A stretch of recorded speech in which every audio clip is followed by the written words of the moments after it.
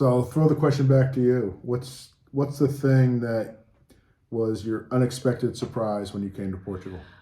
I am so thrilled to be walking so much.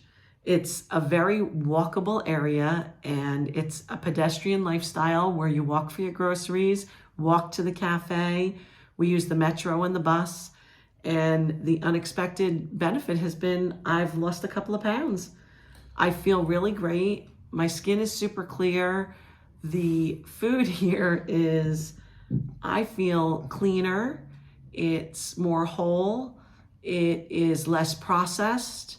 And Jim touched a little bit on when we're eating at like a food court at the mall, that there's less waste. It's not served on paper products. It's certainly the case at the grocery. The packaging is so much less. So I would say my unexpected thing would be the health benefits from walking and the quality of the food. And also the fact that Portugal is really very sustainable and very specific and intentional about recycling and using less waste items in both their packaging and in serving food. Definitely more intentional, as you may have seen if you watched the video just about trash collection here and recycle collection here. It's even the restaurants, I think we mentioned. You know, if you own a bar, you're collecting all your bottles. At the end of the night, you're going out to the street and you're putting all your bottles into the recycle bin. You're not just throwing them in the trash and tossing them out in the curb like you would expect in the city or in other locations. So it's nice, it's intentional. Another thing, though, that Ellen mentioned, yeah, that there's some health benefits here, but the downside I see, I'm gonna have to buy a whole new wardrobe. Nothing fits. When I wear my t-shirts now, it's like wearing a tent. And the trouble is, okay, so I go down one size. Is that going to be enough, or am I going to have to bring another size? I brought goal pants. I'm already in them. So I don't know what the next goal is, but, I'm shrinking. It doesn't look it, but I am losing weight, and that's a huge benefit, and hopefully it's sustainable.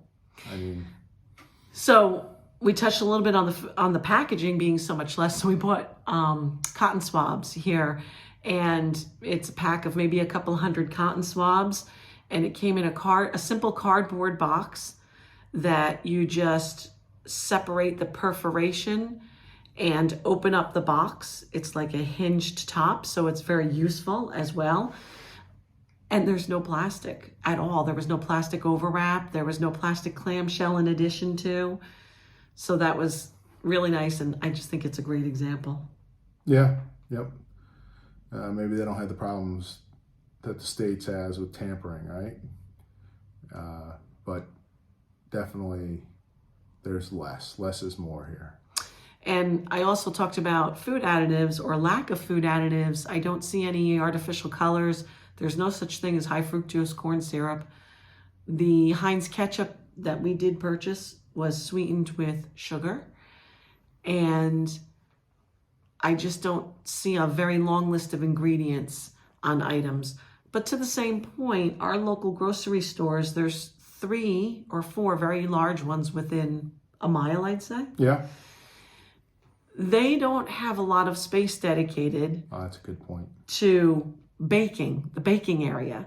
They sell very small bags of flour, very small. They're certainly not 4 or 5 pounds. No. They're about a pound in weight. Same with the sugar. There is no prepackaged boxed cake mixes. There is no pancake mixes. There's not a whole aisle dedicated to muffin mixes. There's none of that. There's flour and sugar. And it takes up maybe a foot of shelf space, and that's it. But I would say that's for all the food families you might see at a ShopRite or a Kroger's or Wegmans. Tonight we were looking for beans, so we were in the canned vegetable aisle, and it was a shelf over the top of a standalone refrigerated case. I mean, it was maybe 2 cans high, and maybe 10 feet long. That was your entire vegetable selection and bean selection available in the store in cans. And that's what it's like for everything. You know, they have most everything you would be looking for, but they only have one option of it. You know, there was one type of green bean. There was two types of mushrooms, canned mushrooms, but that was it. You know, so they don't need a lot of shelf space for the foods they carry. Meat is a little more expensive. I have found the price of meats to be slightly more expensive, particularly white meat, boneless chicken breast.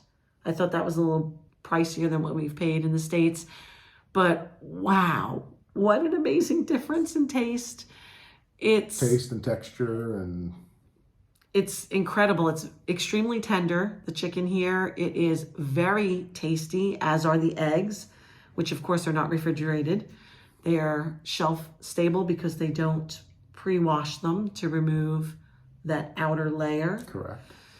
And the eggs are a bright orangey yellow color for the yolk, and they're very tasty. When we had an omelet, Jim made it up, and I asked him what he seasoned it with, and it was nothing. It was just extremely tasty, probably based on the chicken's diet. But the chickens are small. I will say Yes. that when we buy a cut up rotisserie chicken for around €6, around the same price you pay in the US for a cooked rotisserie chicken, I would say the size is maybe a half to a third. Half to a third the size. You still get a couple of meals out of it, but yeah, it's not that salt enhanced, water bulked out chicken that you might get at the big box membership clubs. But that's okay, because I eat the chicken here. I don't need a gallon of water to drive away the thirst from all the salt. And I also find that the food here, for whatever reason, maybe it's in combination with the walking or because the grains are maybe more whole and the chicken is fed a different diet, the food is very satiating.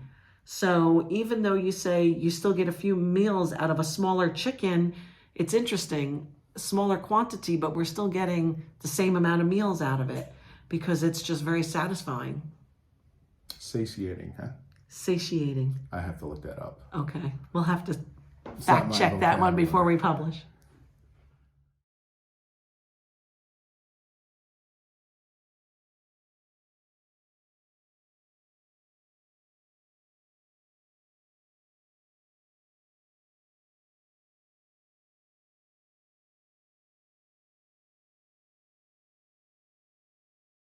So while we've been here, I did make an appointment, go to a doctor. I went to see a specialist.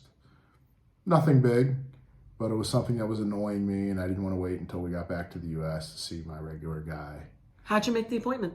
I just walked in and said, "Hey, can you see me?" And they said, "Do you want to come down?" And I said, "Nah, let's do it a couple days from now." So they said, "Okay, how about Wednesday, 10 a.m.?" And I said, "Fine." Which was 2 days later. Yep, the person who took the appointment was the doctor. And then I came back in 2 days later, sat with him for probably a half hour. He took care of business, what I needed help with. And then I walked out to the front. Didn't have any insurance, right? I have insurance I could probably use if I submit a claim. And it was €40. Now, $40 is not that much. It's the new year, so I'm still paying off my copay.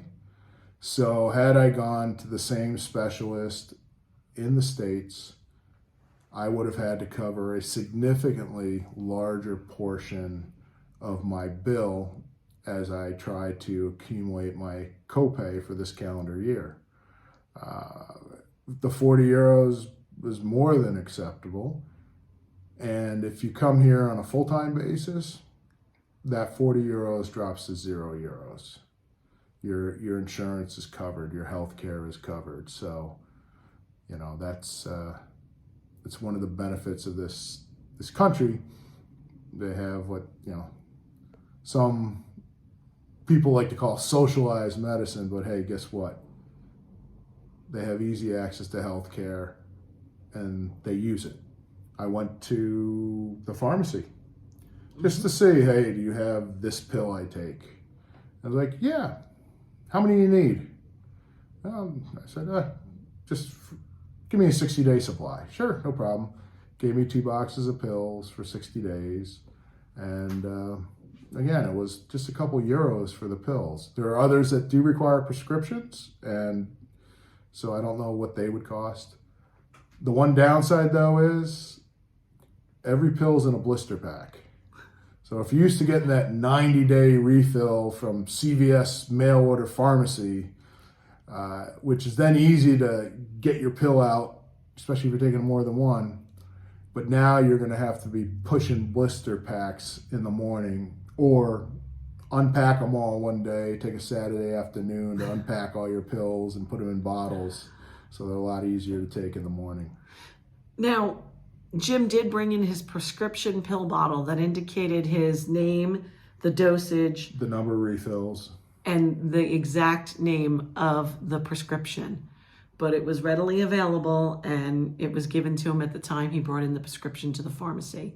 The pharmacies, there's one literally every 3 or 4 blocks, I would say. Yeah, the only thing they have more of here is eyeglass stores. And cafes. And cafes, yes. I don't know which there's most of. Like in most European countries, the pharmacy is indicated with the green lit up cross sign. It indicates their hour of operation, which is typically 8 a.m. to, I think, 10 p.m. In most cases, yeah. And the pharmacy carries things that would be more medical in nature, prescription drugs, as well as maybe over-the-counter cold medications and things like that. I did have a little bit of an ear infection that felt like was forming. I had some fluid in my ear from allergies. And when I stopped into the pharmacia, the young lady was nice enough to give me something, drops for my ears that really helped very well. And they were €7. Going back to Jim's visit to the doctor, how long did you spend with your doctor? 90 seconds? A half hour. A half an hour? That's right. My current 30 minutes? My current general practitioner has gone to a fee-based, holistic approach to medicine. So for $3,000 a year, he'll spend 15 minutes with me every time I come in. That's his GP in the States. Yes. So, yeah. But this doctor in Portugal spent 30 minutes with Jim. Oh, and it's also worth mentioning, besides the fact that he did speak good English, Yes. he recommended the best restaurant. The best. We've gone a couple of times. Ellen's gone without me. She loves it so much. I had the ladies' luncheon there, and it was very well received. You know, and it's that kind of networking that we're able to do here. That's, you know, my big surprise. The thing I've enjoyed most is really the networking that we've been able to do here in Portugal. I agree.